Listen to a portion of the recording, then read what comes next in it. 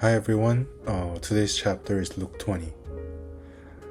When you guys read the Bible, especially books like Exodus or the Gospel, have you guys ever questioned, why are these Israelites so stupid?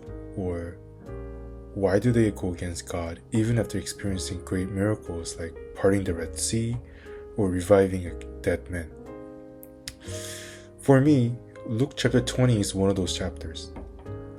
The teachers of the law and the chief priests are the experts of the Bible.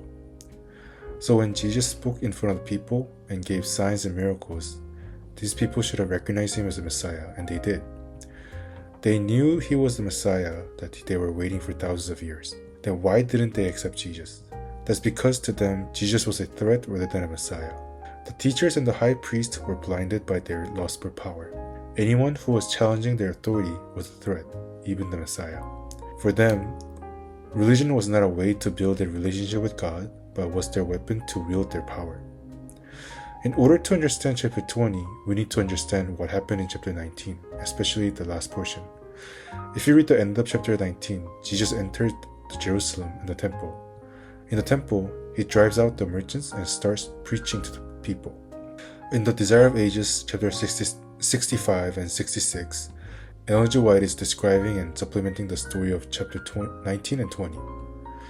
When Jesus cleansed the temple were filled with people praising God. Sick people were healed and children were rejoicing. People were happily listening to the words of Jesus. However, for the teachers and the priests, that was not a pleasant scene. The sound of these happy, unrestrained voices was an offense to the rulers of the temple. They set about putting a stop to such demonstrations.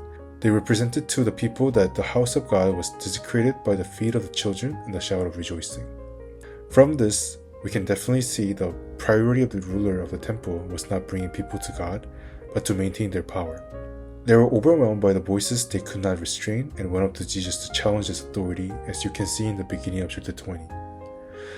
If they truly worship God, they should have rejoiced with people and rejoiced with Jesus because people were sharing joy in the temple. However, because their interest was to rule over people, what they saw in the temple was unacceptable. When you're blinded by your own interest, everything, including God, becomes an obstacle. As you read chapter 20, I want everyone to notice how Luke is describing these rulers. If you look closely, their arguments are not biblical or spiritual, but purely political. In verse 6 and 19, Luke points out that they were afraid to act because they were afraid of people. Verse 6 it says, "But if we say of human origin, all the people will stone us because they are persuaded that the John was a prophet." In verse 19 it says, "The teachers of the law and the chief priest looked for a way to arrest him immediately because they knew he had spoken this parable against them, but they were afraid of the people." They were afraid of people because they were afraid to lose their power over them. If they were truly dedicated to God and act as true spiritual leaders and truly believed Jesus was obstructing the temple, they should have approached him biblically and spiritually. Also, what people think of Jesus should not be relevant if their intention was to worship God wholly. However, they couldn't because all they wanted was to hold their social status and power in the temple.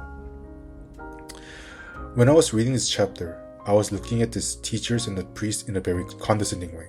However, as I was reading the chapter several times, I noticed that I was not different from those blinded rulers.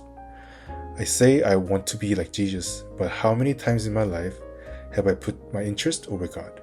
How many times did I abandon Jesus for what I wanted?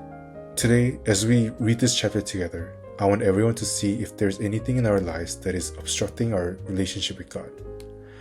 As we end, I want everyone to think about this question today. Is there anything in my life that is blinding me from the teachings of Jesus?